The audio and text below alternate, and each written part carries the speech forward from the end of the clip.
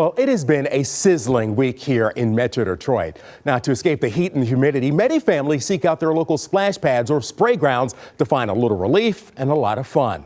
But it takes constant vigilance to keep the water fun and safe.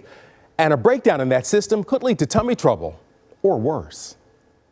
What do you like about the water park? The big bucket. I love running around and getting wet. It's really fun. With summer heat in full swing, the splash pad at Royal Oaks Normandy Oaks Park is a great way to beat the heat. Just ask Mom Heather Ditto, who's here with her son Sawyer. Once we found it, we started coming a lot because he's very entertained and happy. But like most parents, Heather doesn't think much about the water that's such a source for joy. I feel like the likelihood of him actually getting like E. coli and getting really sick, it's not something I'm really worrying about. But kids can get sick from bacteria in the water at splash pads. That's because in many cases, the water is recycled. And while the water is treated in that process, bacteria can contaminate the water. It happened this year here at Normandy Oaks just before the grand opening. Fortunately, we were able to flush the system fast enough and have it up and running in time for opening, but that was a close call. Aaron Filipski is Director of Recreation and Public Services for Royal Oak. He says heavy rain can wash animal waste into the drains. Another source of contamination are the kids themselves. Many kids are still working to master bathroom hygiene, and standing on the jets can wash human waste into the system. The diseases that I think would be most worrisome would be those that are transmitted by the fecal-oral route. ER Dr. Stephen McGraw says parents should keep their kids at home if their kids are feeling sick, have a fever, diarrhea, or vomiting. He also recommends having kids take frequent bathroom breaks and checking the diapers of smaller children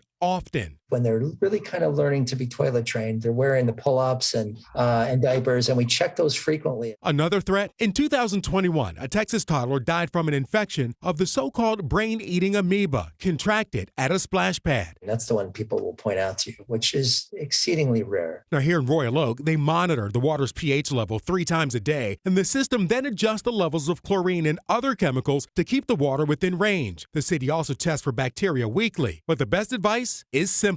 The water is normally not fresh to drink, but you can play on it and splash on it.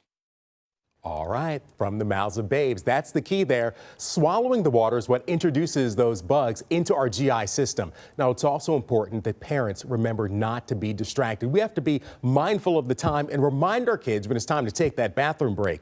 And here's a good bit of advice. If your kids are with friends, it's a good idea for all of the kids to take a bathroom break at the same time. That way no one feels like they're being singled out and no one feels like they're missing out on the fun. Because that's where the kids will be reluctant because they're like, no, I want to hang out there with my friends. Right, like, nope, all of you, go to the bathroom. That was a very eye-opening report, and you answered so many questions, but you can still be safe. Oh, without a doubt. At the splash pad. And you know, the splash pads are safer than lakes and pools in lots of ways as well. So they are safe. There's no doubt about that. But it takes constant vigilance to make sure they stay that way. And these municipalities are working hard to do that. Absolutely. Thank you for that report, Keenan, because a lot of people are thinking about going to a splash pad today when we have such hot weather like we've had this week.